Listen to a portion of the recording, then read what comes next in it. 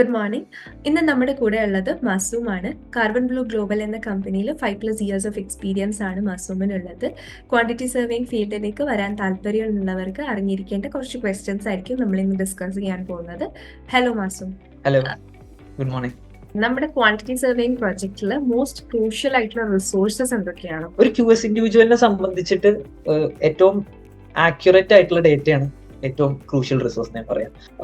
Accurate ആയിരിക്കുകയും ചെയ്യണം, ആ ഡേറ്റ കോംപ്രിഹെൻസീവ് ആയിരിക്കുകയും ചെയ്യണം, കംപ്ലീറ്റ് ആവുകയും ചെയ്യണം. കാരണം ഡീറ്റെയിൽഡ് ആയിട്ടുള്ള പ്രൊജക്ട് സ്പെസിഫിക്കേഷൻസ്, പ്രോപ്പർ ആയിട്ടുള്ള കോസ്റ്റ് ഡേറ്റ, മെറ്റീരിയലിന്റെ കറന്റ് ഉള്ള മെറ്റീരിയലിന്റെ പ്രൈസ്, ലേബറിന്റെ റേറ്റ്സ്, പിന്നെ നമ്മൾ പണ്ട് ചെയ്ത പ്രൊജക്ട്സിന്റെ ഡേറ്റ, അതൊക്കെ പ്രോപ്പർ ആയിട്ട് നമുക്ക് ഉണ്ടെന്നുണ്ടെങ്കിൽ നമുക്ക് പ്രോപ്പർ ആയിട്ട് let's say once again accurate ആയിട്ട് കോസ്റ്റ് എസ്റ്റിമേഷൻ ചെയ്യാം, നമുക്ക് ബഡ്ജറ്റ് മാനേജ് ചെയ്യാം, ഫൈനാൻഷ്യലി ഫോർകാസ്റ്റ് ചെയ്യാം.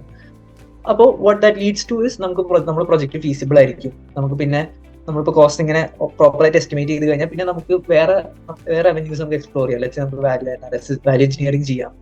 അപ്പോൾ ഓവറോൾ നമുക്ക് ഒരു ബെറ്റർ ഫൈനാൻഷ്യൽ കൺട്രോൾ ഉണ്ടാവും. നമ്മളെ ഡേറ്റ ആക്യുറേറ്റ് ആണ്. നമ്മുടെ roles and responsibilities as A QS നമുക്കത് പ്രോപ്പർലി ഫുൾഫിൽ ചെയ്യാൻ പറ്റും. നമുക്ക് വേണ്ടത് ആക്യുറേറ്റ് ഡേറ്റയാണ്. അതാണ് ഏറ്റവും ക്രൂഷ്യൽ റിസോഴ്സ്.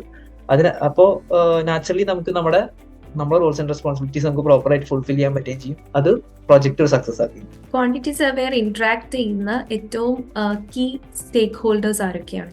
ഒരു ക്വാണ്ടിറ്റി സർവേയർ ഒരു വളരെ ഡൈവേഴ്സ് ആയിട്ടുള്ള ഒരു ഗ്രൂപ്പ് ഓഫ് സ്റ്റേക്ക് ഹോൾഡേഴ്സിനായിട്ട് ഇന്ററാക്ട് ചെയ്യാറുണ്ട്. അപ്പോൾ അതിപ്പോൾ എനിവൺ ഫ്രം ദ ക്ലയന്റ്, അല്ലെങ്കിൽ പ്രൊജക്ട് ഓണർ തന്നെ ആവാം, ആർക്കിടെക്ട്സ് ആവാം, എഞ്ചിനീയേഴ്സ് ആവാം, ലെറ്റ്സ് സേ സബ് കോൺട്രാക്ടേഴ്സ് ആവാം, സപ്ലയേഴ്സ് ആവാം, ലീഗൽ അഡ്വൈസേഴ്സ്, ഗവൺമെന്റ് ഒഫീഷ്യൽസ്, ഇവരൊക്കെ ആവാം. ഞാൻ നേരത്തെ പറഞ്ഞ പോലെ ഓരോരോ സ്റ്റേജിലും ഓരോരോ സംഭവങ്ങൾ റൈസ് ചെയ്യുമ്പോൾ ഇവരൊക്കെ ആയിട്ട് നമുക്ക് ഇന്ററാക്ട് ചെയ്യേണ്ട ആവശ്യം വരാം.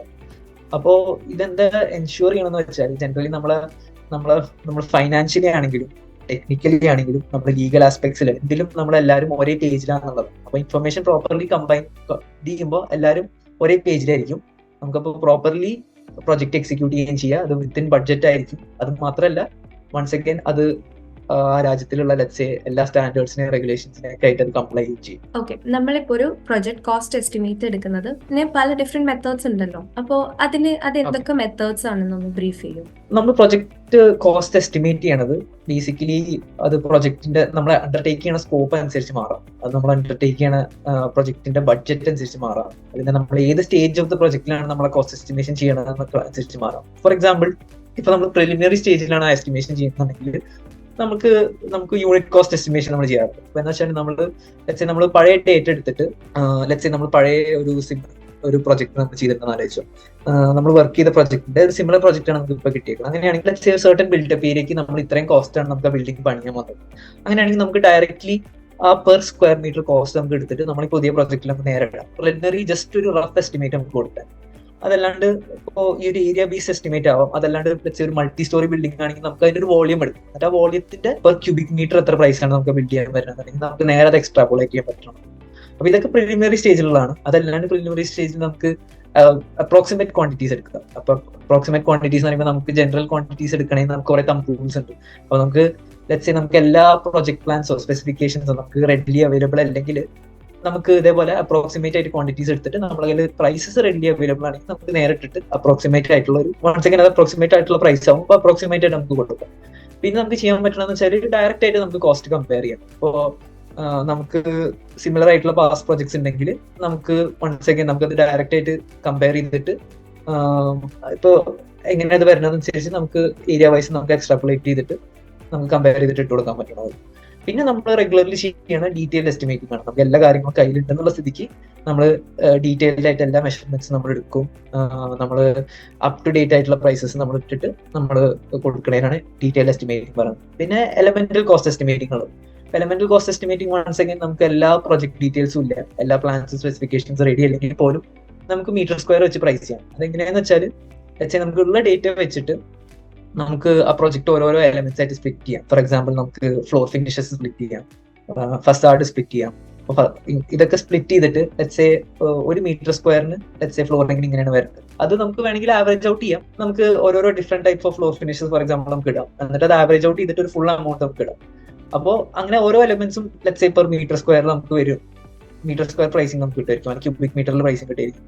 അപ്പോൾ ഐഡിയയിൽ അങ്ങനെ കിട്ടുമ്പോൾ നമുക്ക് എന്താ ചെയ്യാൻ പറ്റുക വൺസ് അഗൈൻ നമുക്കത് ഒരു ബിൽഡിങ്ങിന്റെ ഫുൾ സൈസിലേക്ക് നമുക്ക് എക്സ്ട്രാപ്പുലേറ്റ് ചെയ്യാം. അപ്പൊ അതെങ്ങനെ വർക്ക് ചെയ്യണമെന്ന് വെച്ചാൽ ഇപ്പൊ എല്ലാ ചെറിയ എലമെന്റ്സിന്റെയും പെർ സ്ക്വയർ മീറ്റർ പ്രൈസിങ് നമുക്ക് ആഡപ്പ് ചെയ്തിട്ട് ഒരു ബിൽഡിങ്ങിന് പെർ സ്ക്വയർ മീറ്റർ എത്ര പ്രൈസ് വരും നമുക്ക് തീരും. അപ്പൊ അതിനനുസരിച്ച് ആ പ്ലാനുകൾ മാറുകയാണ്, ബിൽഡിംഗ് എക്സ്പാൻഡ് ആവണം അല്ലെങ്കിൽ ബിൽഡിംഗ് ചുരുക്കുകയാണെന്നനുസരിച്ച് നമുക്ക് നമ്മുടെ പ്രൈസിങ് ഇനീഷ്യലി നമുക്ക് നല്ല ഫ്ലെക്സിബിൾ ആയിട്ട് അത് നമുക്കത് ഇട്ട് കൊടുക്കാൻ പറ്റും. പിന്നെ ഫൈനലി ഉള്ളത് പാരാമെട്രിക് എസ്റ്റിമേറ്റിംഗ് ആണ്. അപ്പൊ പാരാമെട്രിക് എസ്റ്റിമേറ്റിംഗിൽ യൂഷ്വലി നമ്മൾ സ്റ്റാറ്റിസ്റ്റിക്കൽ അനാലിസിസ് ആണ് യൂസ് ചെയ്യാൻ പോകുന്നത്. അപ്പൊ എങ്ങനെയാന്ന് വെച്ചാൽ ഇപ്പൊ നമ്മൾ ഹിസ്റ്റോറിക്കലായിട്ട് നമ്മൾ ചെയ്ത പ്രൊജക്ട്സ് നമ്മൾ എടുക്കും. അത് പിന്നെ ഇപ്പോഴത്തെ ലെറ്റ്സ് എങ്ങനെയാണ് പ്രൈസസ് റൈസ് ചെയ്തേക്കുന്നത്, അപ്പൊ മെറ്റീരിയൽ കോസ്റ്റ് എങ്ങനെ റൈസ് ചെയ്തേക്കുന്നത്, ലേബർ കോസ്റ്റ് എങ്ങനെ റൈസ് ചെയ്തേക്കുന്നത് എന്നുള്ളതൊക്കെ നമ്മൾ അനലൈസ് ചെയ്യും.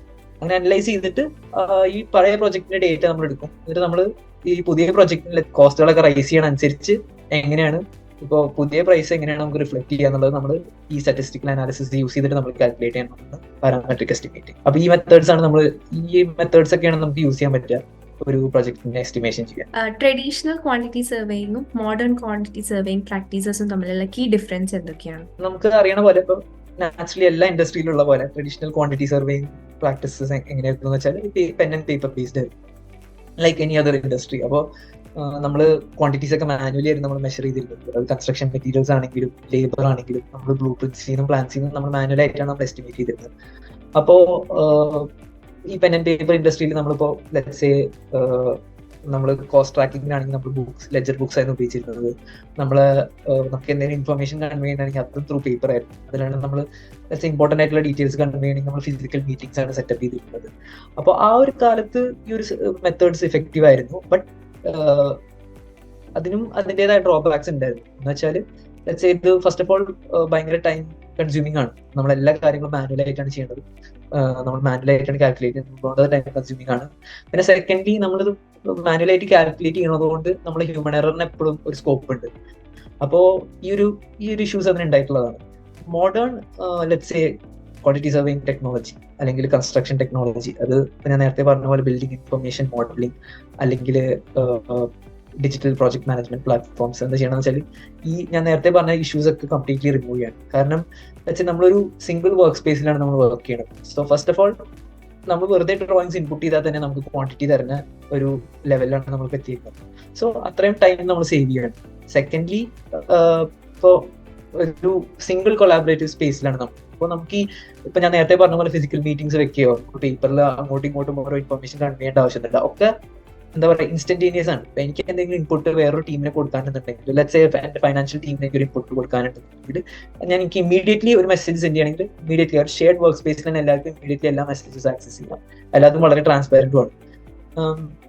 അപ്പോ ഇതല്ലാണ്ട് ഇപ്പോ നമ്മളെ റോളുകൾ നമ്മൾ വൈഡൻ ചെയ്തു. ഇപ്പൊ നമ്മളിപ്പോ ഇപ്പോഴത്തെ ഒരു ഏജിൽ നമ്മൾ സസ്റ്റൈനബിലിറ്റി കാര്യങ്ങൾ നമ്മൾ നോക്കി തുടങ്ങി.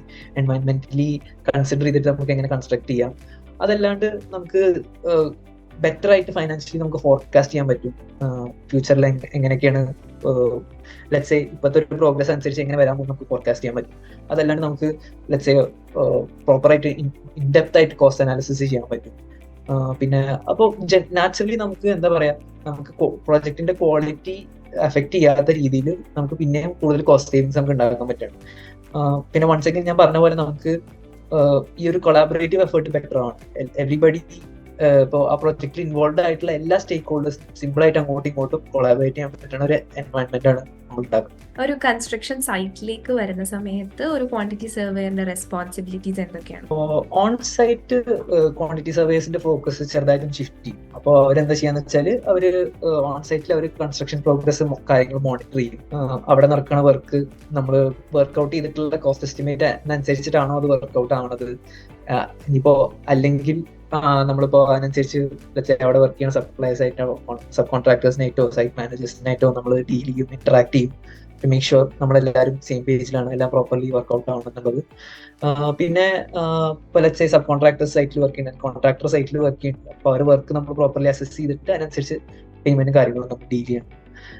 പിന്നെ സൈറ്റിലെ കറണ്ട് വർക്ക് അനുസരിച്ച് അല്ലെങ്കിൽ സൈറ്റിൽ വേണ്ട റിക്വയർമെന്റ് അനുസരിച്ച് നമ്മൾ ഡിസൈനിന് ഇപ്പൊ എന്തെങ്കിലും ചേഞ്ചസ് സജസ്റ്റ് ചെയ്യാം. ഡിസൈൻ ചേഞ്ചസ് ഉണ്ട് അല്ലെങ്കിൽ എന്തെങ്കിലും കൺസ്ട്രക്ഷനിൽ ചേഞ്ചസ് ഉണ്ടെങ്കിൽ ഒന്നെങ്കിൽ നമുക്കത് സജസ്റ്റ് ചെയ്യാം, അല്ലെങ്കിൽ എന്തെങ്കിലും ഒരു സജഷൻ ഉണ്ടെങ്കിൽ അത് അങ്ങനെ ബഡ്ജറ്റിന് ഇമ്പാക്ട് ചെയ്യുന്ന ഒരു ചേഞ്ച് ആണെങ്കിൽ അത് പ്രോപ്പർലി എങ്ങനെ മാനേജ് ചെയ്യും.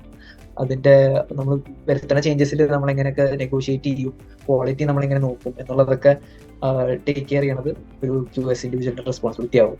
അപ്പോൾ ഓഫീസ് ബേസ് വർക്കിൽ നമ്മൾ ജനറലി എന്താ നമ്മൾ ഇൻഡെപ്ത് അനാലിസിസ് ആണ് കൂടുതൽ കോസ്റ്റ് അനാലിസിസ് ചെയ്യും, നമ്മൾ കോൺട്രാക്ട്സ് പ്രിപ്പയർ ചെയ്യും, അല്ലെങ്കിൽ നമ്മൾ ഫൈനാൻഷ്യൽ റിപ്പോർട്ട്സ് കാര്യങ്ങളൊക്കെ നമ്മൾ ജനറേറ്റ് ചെയ്യും. നമ്മളൊരു ഓൺ സൈറ്റ് വർക്ക് ചെയ്യുന്ന ഒരു QS ഇൻഡിവിജ്വലിന്റെ റോൾ കുറച്ചും കൂടെ ഇമ്മീഡിയറ്റ് ആയിരിക്കും, ഹാൻഡ്സ് ഓൺ വർക്ക് ആയിരിക്കും. കാരണം ഡെയിലി ഓപ്പറേഷണൽ ആയിട്ട് നടക്കുന്ന സൈറ്റിൽ നടക്കുന്ന ടാസ്കുകളായിട്ടായിരിക്കും നമ്മൾ ഡീൽ ചെയ്യേണ്ടാവുക. ക്വാണ്ടിറ്റി സർവേയേഴ്സ് ആക്ച്വലി സബ് കോൺട്രാക്ടേഴ്സുമായിട്ട് ഡീലിങ്സ് വരുമല്ലോ, അപ്പൊ അവിടെ അവർ ഫേസ് ചെയ്യുന്ന ചാലഞ്ചസ് എന്തൊക്കെയാണ്? സബ് കോൺട്രാക്ടേഴ്സിനായിട്ട് ഡീൽ ചെയ്യുമ്പോൾ നമ്മൾ കണ്ടമാനം ഇഷ്യൂസ് നമ്മൾ ഒരുമിച്ച് ജഗിൾ ചെയ്യേണ്ടി വരും. ഇപ്പോൾ സ്റ്റാർട്ടിങ് ഓഫ് ആദ്യം എന്താ പറയാ, അവർ നമുക്ക് തരുന്ന ബിഡ്സ്, അവർ ബിഡ് ചെയ്തേക്കണം, അല്ലെങ്കിൽ അവർ നമുക്ക് തരുന്ന കോഡ്സ് നമ്മളെ ഓവറോൾ നമ്മുടെ പ്രൊജക്ട് ബഡ്ജറ്റും നമ്മുടെ ടൈം ലൈൻ അനുസരിച്ച് കംപ്ലൈ ഉണ്ടോ എന്നുള്ളത് നോക്കാവുന്നതാണ്. പിന്നെ വൺസ് അഗൈൻ അതിന്റെ ഭാഗമായിട്ട് നമ്മൾ ഒരു നെഗോഷിയേഷൻ കാര്യങ്ങൾ വരുന്നുണ്ട്. അപ്പൊ നമ്മൾ ടേംസ് പ്രോപ്പർലി നെഗോഷിയേറ്റ് ചെയ്യേണ്ടി വരും. ലെറ്റ്സ് സേ എല്ലാ ടേംസും ഫോർ എക്സാമ്പിൾ അവർ സജസ്റ്റ് ചെയ്യുന്ന ടേംസ് ഒക്കെ നമ്മുടെ ഒരു പ്രൊജക്ട് സ്പെസിഫിക്കേഷൻ അനുസരിച്ച് അലൈൻ ചെയ്തിട്ട് മേക്ക് ഷുവർ ചെയ്യേണ്ടി വരും. പിന്നെ അതേപോലെ ആ കോൺട്രാക്റ്റിൽ കണ്ടമാനം കോംപ്ലക്സിറ്റീസ് ഉണ്ടാവും. അതിന്റെ ത്രൂ ഇപ്പോൾ എന്തെങ്കിലും ഡിസ്പ്യൂട്ട്സും കാര്യങ്ങളൊക്കെ റൈസ് ചെയ്യാൻ സാധ്യതയുണ്ട്. അപ്പൊ അതൊക്കെ നമ്മൾ പ്രോപ്പറായിട്ട് നമ്മൾ നാവിഗേറ്റ് ചെയ്യുക, പ്രോപ്പറായിട്ട് നമ്മൾ നെഗോഷിയേറ്റ് ചെയ്യുക, പ്രോപ്പറായിട്ട് നമ്മുടെ കമ്മ്യൂണിക്കേഷൻ മെയിൻറ്റെയിൻ ചെയ്തിട്ട് work properly on time and within budget ആണ് നമ്മൾ മേക്ക് ഷുവർ ചെയ്യണം. അപ്പോൾ ഈ സിനാരിയോസിലൊക്കെ വളരെ ഇമ്പോർട്ടന്റ് ആണ് നമ്മുടെ ഇഫക്റ്റീവ് കമ്മ്യൂണിക്കേഷൻ. കാരണം കണ്ടമാനം അഡ്ജസ്റ്റ്മെന്റ്സും ലെറ്റ്സ് ഡിലേസോ കോസ്റ്റ് ഓവർറൺസോ കാര്യങ്ങളൊക്കെ സംഭവിക്കാൻ സാധ്യതയുണ്ട്. അപ്പം നമ്മൾ ഫ്ലെക്സിബിൾ ആവണം ഈ സിനാരിയോസിലൊക്കെ. പിന്നെ നമ്മൾ എന്താ പറയാ, നമുക്ക് നെഗോഷിയേഷൻ സ്കില്ലും ഉണ്ടാവണം. കാരണം കണ്ടമാനം കാര്യങ്ങൾ നമ്മൾ നെഗോഷിയേറ്റ് ചെയ്യേണ്ടി വരും. നമ്മുടെ പ്രൊജക്ടിന്റെ നമ്മൾ അസൈൻ ചെയ്തേക്കുന്ന ബഡ്ജറ്റും ടൈം ലൈനും അധികം ഡീവിയേറ്റ് ചെയ്യാതിരിക്കുന്ന രീതിയിൽ നമ്മൾ നെഗോഷിയേറ്റ് ചെയ്യാൻ പറ്റണം. അപ്പോ പ്ലസ് നമ്മൾ ഡീൽ ചെയ്യുന്നത് ഒരു സിംഗിൾ സബ് കോൺട്രാക്ടർ മാത്രമായിരിക്കില്ല, നമ്മൾ മൾട്ടിപ്പിൾ സബ് കോൺട്രാക്ടേഴ്സിനായിട്ട് മൾട്ടിപ്പിൾ സപ്ലയേഴ്സിനായിട്ടൊക്കെ നമ്മൾ ഡീൽ ചെയ്യുന്നുണ്ടാവും. അപ്പൊ ഇതെല്ലാം കൂടെ ബാലൻസ് ചെയ്യാൻ ബുദ്ധിമുട്ടായിരിക്കും. ബട്ട് വൺസ് അഗൈൻ ഇത് നമ്മൾ പ്രോപ്പറായിട്ട് ബാലൻസ് ചെയ്യുന്നത് നമ്മൾ അണ്ടർടേക്ക് ചെയ്യുന്ന പ്രൊജക്ടിന്റെ സക്സസിന് വളരെ ഇമ്പോർട്ടന്റ് ആണ്. ഫൈനലി നമ്മുടെ ക്വാണ്ടിറ്റി സർവേയിങ് ഫീൽഡിൽ ഉണ്ടാവുന്ന കീ ഫിഗേഴ്സ് ആരൊക്കെയാണ്, and like what all contributions have they made in this field? Quantity സർവേയിങ്ങിൽ ജനറലി വേറെ ഫീൽഡുകളുടെ പോലെ സെലിബ്രിറ്റി ലൈക്ക് ഫിഗേഴ്സ് അങ്ങനെ ഇല്ല. ബട്ട് എന്നാൽ തന്നെ കണ്ടമാനം ഇൻഡിവിജ്വൽസ് ഉണ്ട്. ഇപ്പോൾ ക്വാണ്ടിറ്റി സർവേയിങ് ഫീൽഡിൽ ഇൻഡിവിജ്വൽസും ഉണ്ട്, ഗ്രൂപ്പ്സും ഉണ്ട്. ക്വാണ്ടിറ്റി സർവേയിങ് ഫീൽഡിലേക്ക് കണ്ടമാനം കോൺട്രിബ്യൂട്ട് ചെയ്തേക്കാം in the form of books ഉണ്ട്, അല്ലെങ്കിൽ അവർ പബ്ലിഷ് ചെയ്ത പേപ്പേഴ്സ് ഉണ്ട്. അവരൊക്കെ പ്രൊഫഷണൽ ബോഡീസ് ഹെഡ് ചെയ്യണവരാണ്. പിന്നെ അതല്ലാണ്ട് കണ്ടമാനം ഗ്രൂപ്പ്സ് ഉണ്ട്. ഈ ക്വാണ്ടിറ്റി സർവേയിങ് ഇപ്പോഴത്തെ ഒരു with evolution of technology, digitalisation, quantity സർവേയിങ്ങിനെയും അപ്ഗ്രേഡ് ചെയ്യാൻ വർക്ക് ചെയ്യണ കണ്ടമാനം ഇൻഡിവിജ്വൽസ് ഉണ്ട്. അപ്പോ അതിന്റെ സ്റ്റാർട്ടിങ് ഓഫ് ഡങ്കൻ കാർട്ട്ലിഡ്ജ് എന്ന ഇൻഡിവിജ്വൽ ഒരു നല്ല എക്സാമ്പിൾ ആണ്. പുള്ളിയുടെ hand book of quantity surveying എന്നുള്ള ബുക്ക് കണ്ടമാനം ഇൻഡിവിജ്വൽസ് യൂസ് ചെയ്യാനാണ്. അത് സ്റ്റുഡൻസ് ആണെങ്കിലും പ്രൊഫഷണൽസ് ആണെങ്കിലും. പിന്നെ അതല്ലാണ്ട് ഡൊണാൾഡ് ടൗ ഉണ്ട്, പുള്ളിയുടെ ഉണ്ട് കൺസ്ട്രക്ഷൻ ക്വാണ്ടിറ്റി സർവേയിങ് എന്നുള്ള ബുക്ക് വളരെ ഫേമസ് ആണ്. പിന്നെ പുള്ളിയും അതല്ലാണ്ട് കണ്ടമാനം പബ്ലിക്കേഷൻസിന്റെ ക്വാണ്ടിറ്റി സർവേയിങ് കോസ്റ്റിംഗ് റിലേറ്റഡ് പബ്ലിക്കേഷൻസിന്റെ ബാക്കിലുള്ളതാണ്. പിന്നെ ബാരി കാവനോ ഉണ്ട്. ബാരി കാവനോ ഇതേപോലെ സർവേയിങ് വിത്ത് കൺസ്ട്രക്ഷൻ ആപ്ലിക്കേഷൻസ് എന്നുള്ള ബുക്കിന്റെ ഓതറാണ്. അതല്ലാണ്ട് ഇവരെല്ലാവരും quantity surveying professional bodies head ചെയ്താണ്. കണ്ടമാനം ഇയേഴ്സ് ഓഫ് എക്സ്പീരിയൻസ് ഈ ഫീൽഡിലുള്ളതാണ്. അതല്ലാണ്ട് ഇപ്പൊ RICSന്റെ RICSന്റെ ഉള്ളിൽ തന്നെ ഒരു സബ് പ്രൊഫഷണൽ ബോഡി ഉണ്ട്. അത് ലെറ്റ്സ് സേ RICS മാട്രിക്സ് എന്ന് പറഞ്ഞിട്ട് അതിൽ ഇതേപോലെ യങ് ക്വാണ്ടിറ്റി സർവേയേഴ്സ് ആണ്. ഇപ്പോഴത്തെ ടെക്നോളജിയും ഇപ്പോഴത്തെ സോഫ്റ്റ്വെയറും അനുസരിച്ച്, ഇപ്പോഴത്തെ സിനാരിയോ അനുസരിച്ച് ക്വാണ്ടിറ്റി സർവേയിങ്ങിനെ എങ്ങനെ ഇവോൾവ് ചെയ്യിപ്പിക്കാം, എങ്ങനെ ക്വാണ്ടിറ്റി സർവേയേഴ്സിന് ഈ ടെക്നോളജീസിനായിട്ട് അഡാപ്റ്റ് ചെയ്തിട്ട് എങ്ങനെ നമുക്ക് ഈ profession as a whole evolve ചെയ്യിപ്പിക്കാം എന്ന് റീസെർച്ച് ചെയ്യണതും അത് ഈ ഫീൽഡിലുള്ള ഇൻഡിവിജ്വൽസിനെ ഹെൽപ്പ് ചെയ്യണ ഒരു ഗ്രൂപ്പ് ഉണ്ട്. അപ്പോൾ ഇവരൊക്കെയാണ് സത്യം പറഞ്ഞാൽ എന്താ പറയാ super heroes of quantity surveying എന്ന് പറയാം. ഈ ഒരു ഫീൽഡിനെ എവോൾവ് ചെയ്യിപ്പിക്കാൻ ഹെൽപ്പ് ചെയ്യണതും ഈ ഒരു ഫീൽഡിന്റെ ഇമ്പോർട്ടൻസും ഈ ഒരു ഫീൽഡിലേക്ക് ഇറങ്ങേണ്ടവർക്കുള്ള കറക്റ്റ് സപ്പോർട്ടും കൊടുക്കുന്ന ഇൻഡിവിജ്വൽസും ഗ്രൂപ്പ്സ് ആണ് ഇവരെ. ഓക്കെ മാസൂം, വളരെ ഇൻഫോർമേറ്റീവ് ആയിരുന്നു. ഹോപ്പ്ഫുള്ളി നമ്മുടെ വ്യൂവേഴ്സിനൊക്കെ വളരെ ഹെൽപ്ഫുൾ ആയിട്ടുണ്ടാവും എന്ന് വിശ്വസിക്കുന്നു. Thank you so much മാസൂം. Thank you very much.